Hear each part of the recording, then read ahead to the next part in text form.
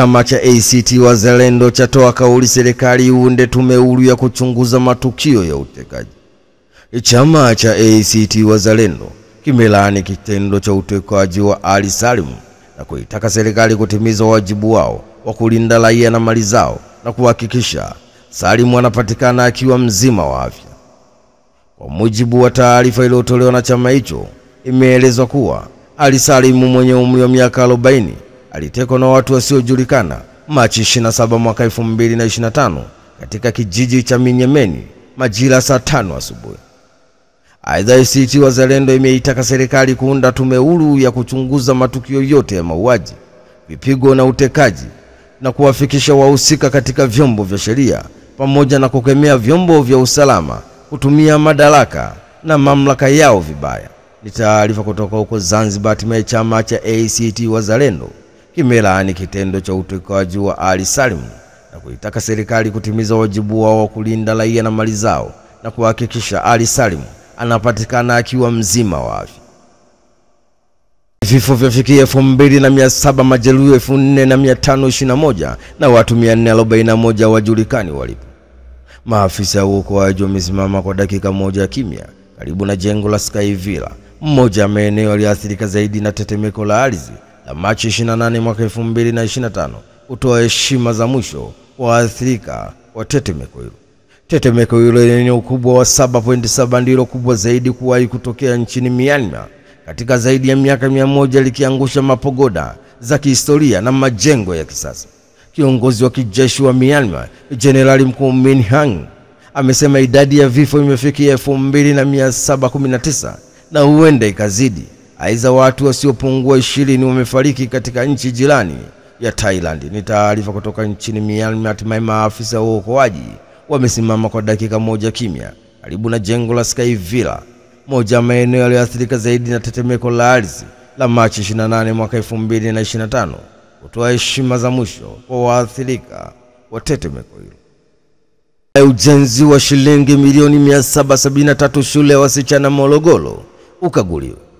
Mwenyekiti wa kamati ya kudumu ya bunge hesabu za serikali za mitaa, Halima Mdee, ameeleza ofisi ya mkaguzi mkuu wa serikali CAG kufanya ukaguzi maalum katika mradi wa ujenzi wa shule ya sekondari wasichana ya mkoa wa Morogoro. Halima Mdee ameeleza hayo baada ya ziara yake ya kukagua miradi ya ujenzi wa nyumba za wakuu wa idara na ujenzi wa shule hiyo katika halmashauri ya wilaya ya Morogoro vijijini, na kueleza kuwa ujenzi hauakisi gharama za zaidi ya shilingi milioni 700 iliyotumika kwa kuwa mambo mengi bado hayajakamilika.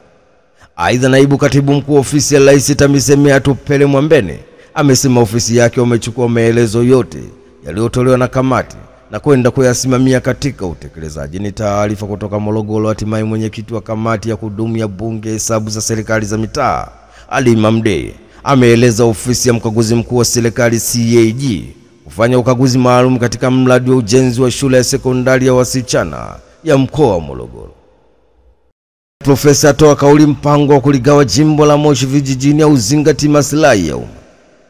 Mbunge wa Moshi vijijini Profesa Patrick Ndakidemi ameupinga mpango wa kuligawa jimbo la Moshi vijijini, akidai uzingati maslahi ya wananchi na badala yake unalenga kuwatenga baadhi ya wakazi kwa misingi ya kikanda. Akisema hayo katika kikao cha dharura cha kamati ya ushauri ya mkoa wa Kilimanjaro RCC kilichoketi kujadili mapendekezo hayo, ambapo Profesa Ndakidemi amesema uamuzi huo umefanywa kwa misingi ya kisiasa badala misingi ya kimaendeleo. Ni taarifa kutoka Kilimanjaro. Hatimaye mbunge wa Moshi vijijini Profesa Patrick Ndakidemi ameupinga mpango wa kuligawa jimbo la Moshi vijijini, akidai uzingati maslahi ya wananchi na badala yake unalenga kuwatenga baadhi ya wakazi kwa misingi ya kikanda. Shule ya maimamu yatoa kauli bunge lifute sheria kandamizi zilizotajwa na tume ya Jaji Nyalali. Shule ya maimamu Tanzania imetoa wito kwa bunge la Jamhuri ya Muungano wa Tanzania lizifute sheria zote kandamizi katika mfumo wa sheria wa taifa, ikiwemo iliyotajwa na tume ya Jaji Nyalali ya mwaka 1991. Katibu mkuu wa shule ya maimamu Tanzania Sheikh Ponda Isa Ponda amesema sheria nyingine kandamizi ya kufutwa ni ile inayoitwa ya kupambana na ugaidi. Inamnyang'anya mtuhumiwa haki zake zote za msingi, inatumika kwa hukumu na kuwakamata watu wenye imani asa ya Kiislamu, kiasi kwamba inajengwa dhama kwa wananchi kuwa serikali ya Tanzania ina ajenda dhidi ya Uislamu na Waislamu. Akiongea pia amesema tunaikumbusha serikali ipeleke ushahidi mahakamani ili Waislamu wakiwemo mashehe, maimamu, walimu wa madrasa, wasomi wa vyuo vikuu na waumini wa kawaida inawashikilia kwa tuhuma za ugaidi wapate haki yao ya kujitetea na kusomewa hukumu.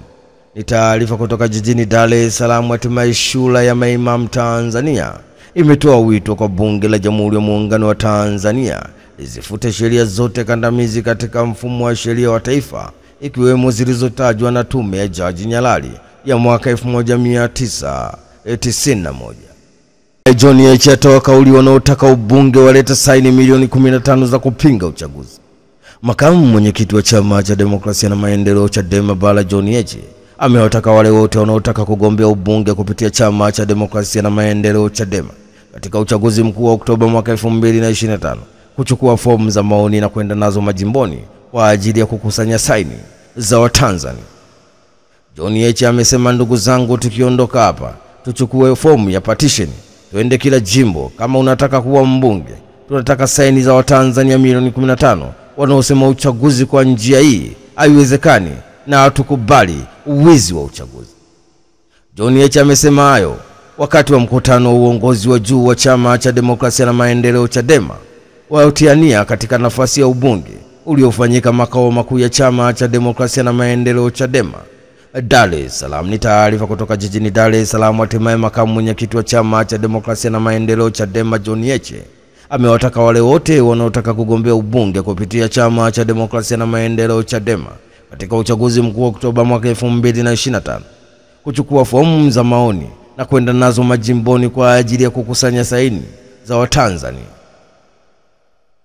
Mkuu wa mkoa atoa kauli asisimame mtu yote ndani ya mkoa akaamini ana nguvu kuliko CCM.